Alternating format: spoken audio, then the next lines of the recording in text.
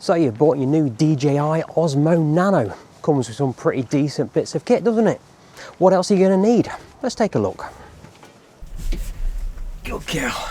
Hello the internet, hope you're all well, thanks for stopping by. Okay, so you have your new DJI Osmo Nano camera. Now, in this tiny little box, you get quite a few accessories as standard, and it's pretty good value. You get the standard tripod mount that's up on the tripod over there. You also get the magnetic lanyard there, which stuffs down your top, which is actually pretty decent. You get the suction mount to go on that tripod mount over there, and you get this, the I call it the baseball cap clip. So if you want to have a baseball cap on your head, you just slide that onto there like that, and you can mount your camera up on there, and it's pretty good, provided you don't mind looking like a 20-year-old baseball player. But there are other options available to you. So if you already have a DJI Osmo, for example, that is a standard fitting, so any accessories you already have will fit your DJI Osmo Nano. But what if you're new to the DJI ecosystem or action cameras in general? What other attachments should you be looking at? Well, although that is a pretty decent little suction cap to go on the standard mount that you get included within the package, I really would recommend something a little bit more robust than that if you're planning on sticking it onto a window or especially onto a moving car.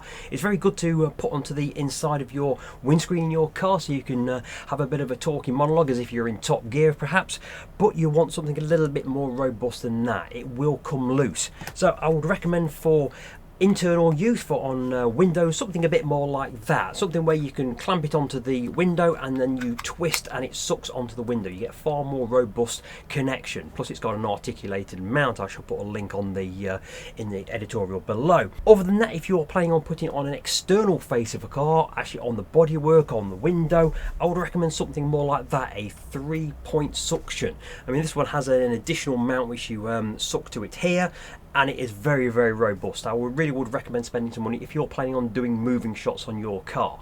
Now, although the tripod mount is pretty decent included in the kit, I would recommend an additional mount. There are plenty of them on Amazon.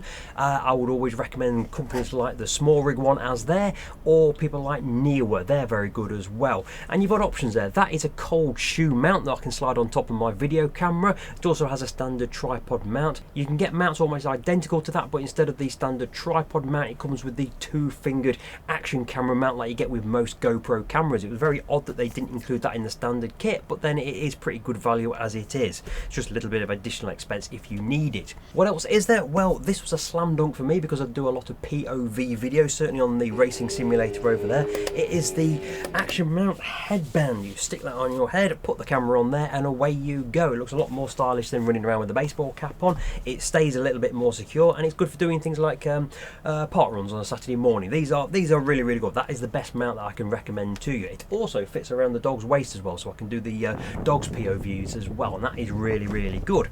Beyond that, what else is there? Well, you're probably going to want some kind of selfie stick like that one. That one's a pretty decent one, cheap and tacky, but it does the job quite nicely. What else? Well, obviously I came in with a microphone on. The microphone that's up here that you're now listening to me on there, that is this, the DJI Mic. Now, you can get that in many different formats. You get the Mic 2 and 3. That is the Mic Mini. As most of my videos are on cameras such as this, I've already got microphones set up, but I will occasionally want to have a microphone for that camera, and you are now listening to me on the Mic Mini. That is a single transmitter version I got for about £45 a couple of days ago on Amazon. It's regularly on offer around about that sort of value. If you want, you can have the twin microphone transmitter, which comes with a receiver and a charging base. That is pretty useful, but it's about £80–90, although as of today it's on offer for about £75, I did notice. So that is an absolute slam dunk purchase as well, that is. And these are really, really good. The batteries on them last an absolute age, and especially if you're going to be doing videos where the camera's not right in front of you. Like if I was doing this video right now, you would be hearing me very, very quietly. So something like that, especially if you're going to be walking around outside when it's a windy day like it is outside, the dead cat on there will really suppress the sounds that you're getting that you don't want to hear. And lastly, if you do go for the Mic Mini, certainly the single transmitter one, it comes with this handy little bag, which, because the Nano doesn't actually come with a bag, you can stuff your camera in there and keep all your attachments all safe and sound. And I think that's pretty decent, actually, that is. So that is a quick roundup of all the attachments I'd recommend you getting with your DJI Osmo Nano. Hope the video helped. If it does, do consider a like, comment and a subscribe, and I shall see you on the next video. Take it easy.